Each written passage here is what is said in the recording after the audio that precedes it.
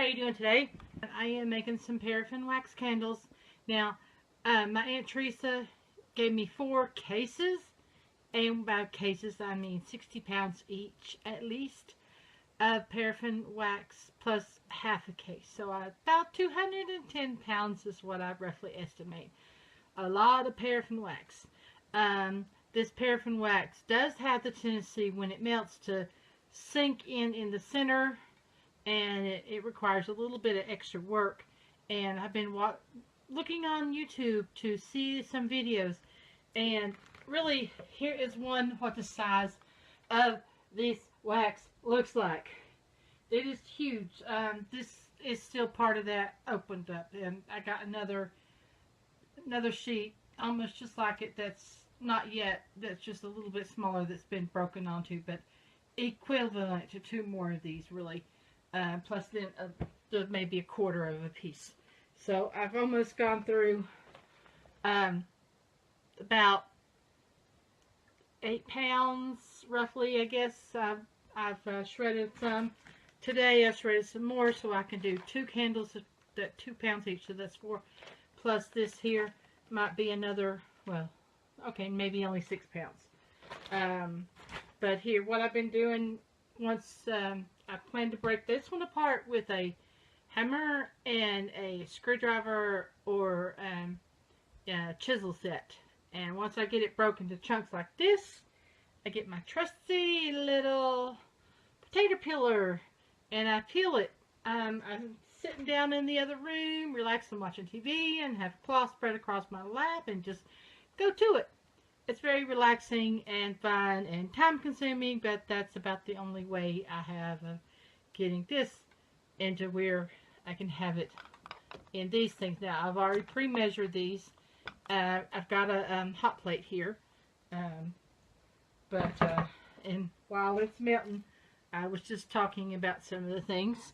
Anyway, my Aunt Teresa took me to the Apple Festival. Now, when this melts, I'm going to let it come up to 180 degrees. And I really enjoyed the Apple Festival, but she mainly was wanting to show me her friend's candles. I guess I'm going to have a lot of paraffin wax to use for a lot of time. Now, I'm actually going to do carrot cake fragrance candles, one and also a daffodil one. I've got one here and a little piece here, and then I've got some tarts that I'll probably make later when I remelt it with my heat gun. So it cools down rather quickly, and usually there's a whole bunch left in these container things. The daffodil fragrance I got from eBay back when I first started soap making, and I realized that it wasn't skin safe and it didn't work, and so those bars are put up away somewhere. I mean, it's the one failure that I did as a soap maker is I used the wrong kind of soap, wrong kind of fragrance in the beginning. So I'm using this for candles, and I've got the carrot cake. I've got this divided out into half-ounce containers. For each one of these have 8 ounces of wax in them. Now, this is my solution of what to have to use the melted wax in, because I don't have any metal container yet, and actually I can fit 4 of these in here at a time and do different fragrances too with them, so it works for me. And I've got this in here to stir when they start melting, and I got this on medium. This is the yellow from AC Moore, but I'm using the red dye chips from Aztec with it. And so anyway, this is going to be slowly melting this. So I've only got 1 thermometer, so I figured that, you know, when that one reaches temp, then so will these. The goal is to be 180 degrees. The fragrance oils can be added at whatever your flash point is up to 180 degrees. Like if your flash point's at 200, you don't wait till wax gets to 200. That would be burning your wax. But if your flash point is 150, then you put the fragrance oil when the wax is in when it's at 150. The tops of these jars do not get hot, even though the wax melts below in them. It's going to be a little bit of time before these get to where they're melted. They are starting to go down though. Let's see what temperature I'm up to here. It's at 130 degrees. 180 degrees is also a good temperature to put in your dye chips.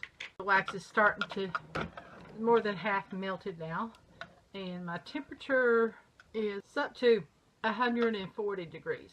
I used a straw right here. I put a straw over the wick and I put hot glue on the end, and I simply stuck it down inside the jar in the center, and that's how I got my wick in place. I know there are wick tabs, but I have all this hot glue that Mom has from her hot glue gun, and plenty of it, and we don't hardly use it for anything else. But so I figure, why not use that and not spend the extra money on the wick tabs when that works just as fine, just as well. Let's see what temperature is. 145 degrees. It is up to 150 degrees. It's about 160 degrees now. Okay, so it's now melted, and that one all melted.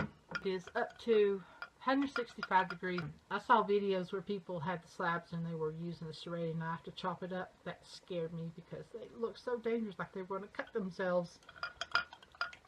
And here I can just do it with a potato peeler and relaxing in front of the TV. It is up to 170 degrees now. And stirring them and spinning and stirring them and spinning. It's at 175 degrees now. Temperature is still not up to 180 degrees. It's right sitting at where it's almost there. I'm going to go ahead and get one of these out of here. This is going to be one of the daffodil scented ones, so I'm going to just stir until the dye chip is melted. I've got half of a dye, well, it's probably about the size of the dye chip that I got from Aztec, only it's thinner, not as strong of a color. So hopefully this yellow will dye a little darker. And here goes my fragrance oil. It is daffodil. Stirring, stirring, stirring for like a couple of minutes. I'm going to pour about 7.5 ounces into there. This dye chip that is from the craft store isn't really that strong of a yellow. I've got it here and it's tared, and I'm going to put 7.5 ounces in. So here goes the pour. See if you can see. Whoop. Boo. They splashed. Okay.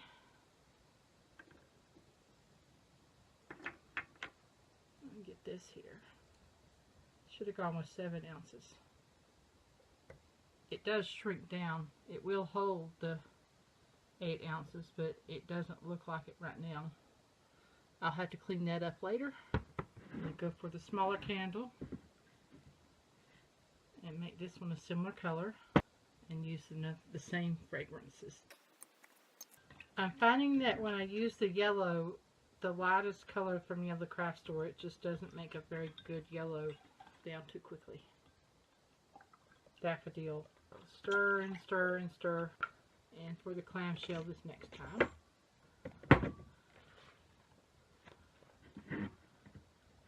I'm putting this around here because when I pour the wax, it's going to get hot on the hand, because it is still very warm. But I want this to be 2.5 ounces.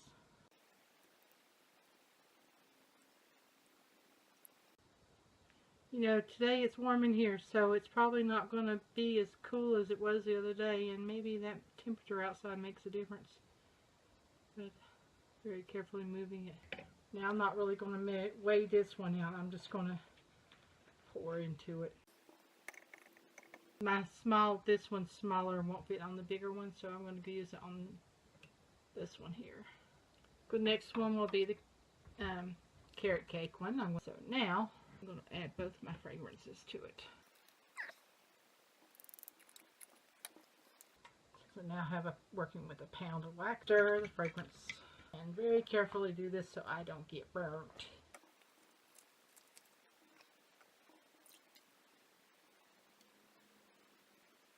Okay, now that's 7.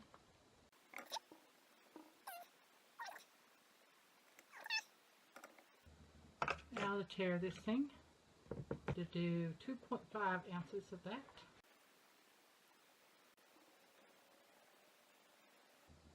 Okay, move this one so I can get that little candle. And like again, I'm not really going to weigh this, but I'm just going to feel it.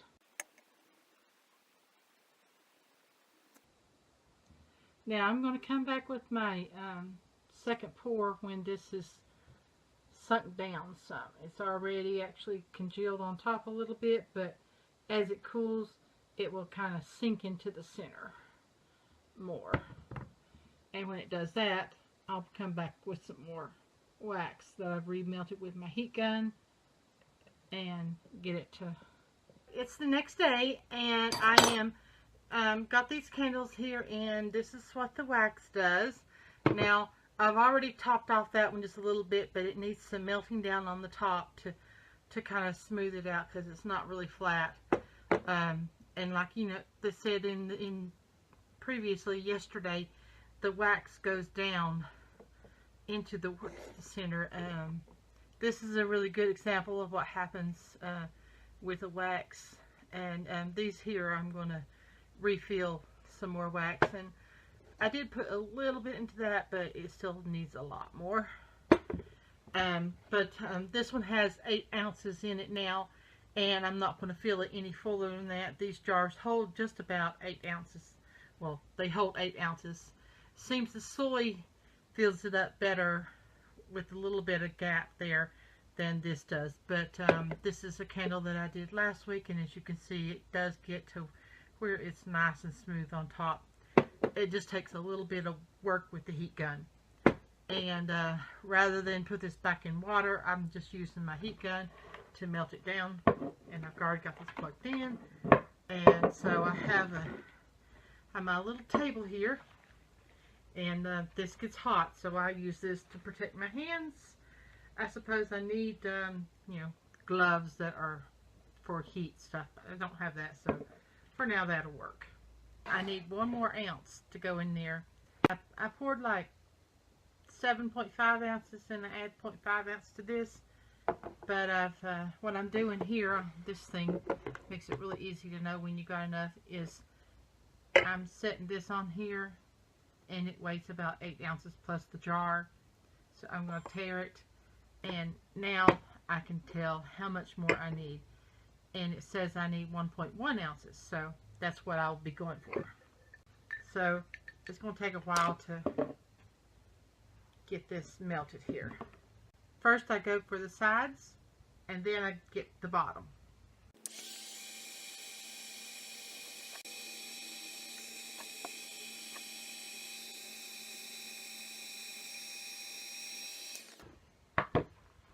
So I do this in little bits as I go, because it really gets to the point where you just really have to pour it off.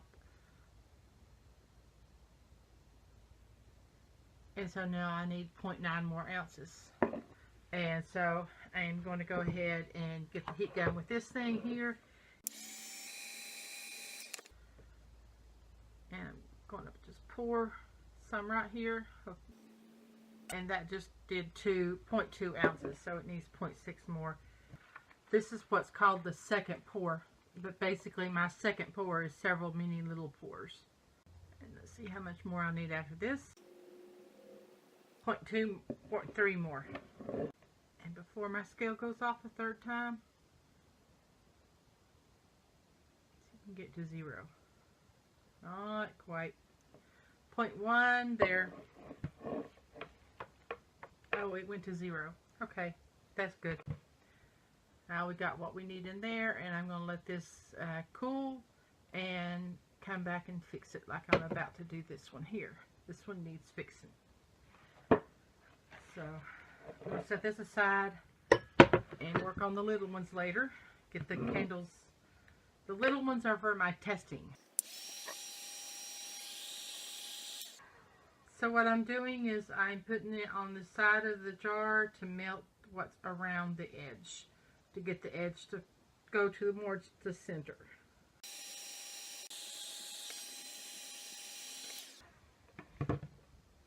Okay, now I'm going to let this sit here and cool, and I'm going to go ahead and come back later after I've worked on these, filling more in. I'm not too worried about what these are going to be like, but I'm just going to try to refill the rest into here.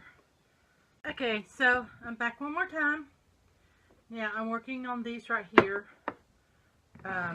This one is starting to cool.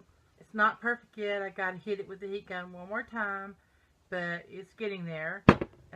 This one is getting there. It needs one more time with the heat gun, and I'll just show you. Basically, you don't go for very long. You try to hit the edges, get it on the top, then melt it across just barely the top of the top, and just let it smooth out.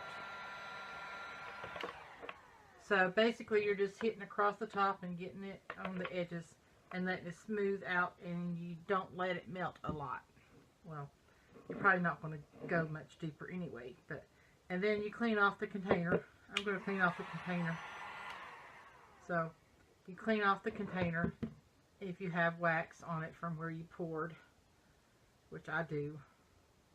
And don't forget to put your warning label on the... I can't do that one. Yeah, it's not melted much. See, don't forget to put your warning label on them. That's important. Now let that sit. Get this one.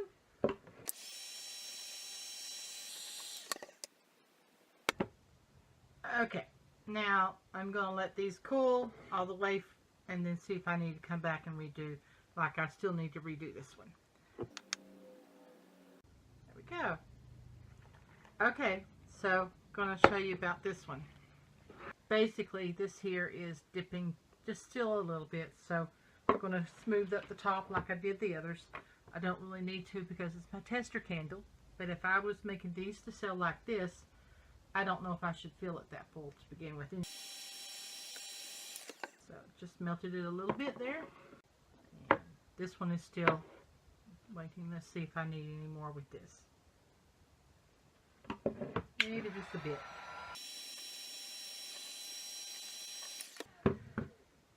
Okay, barely on the surface there. This one here.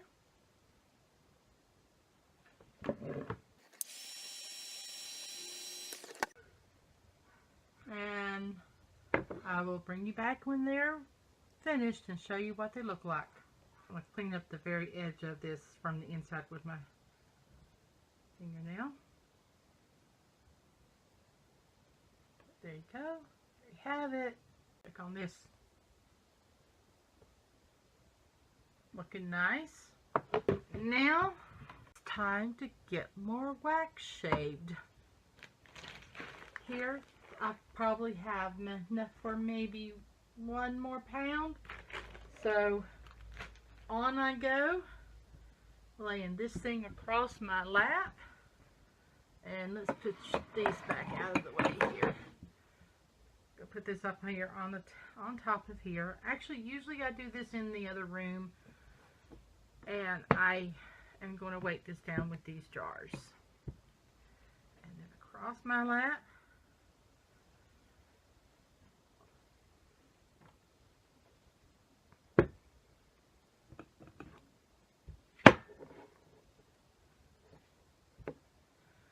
Okay. Now, I'm going to actually bring it that away so that I have a well right there. And gonna get my block that I busted up already, or rather somebody else busted up for me. I haven't got to where I need to bust up. I've got 2 more blocks like this that I can whittle down, and then I gotta get out the screwdriver or chisels and hammer and bust it into little chunks like this, and then from there on to doing this, just shaving it down. I get this into the center of this, and I just whittle away at it, and it's very calming and relaxing, and I watch TV at the same time. And then when I'm done, I fold up this thing into nice little sections, open my bag up like that,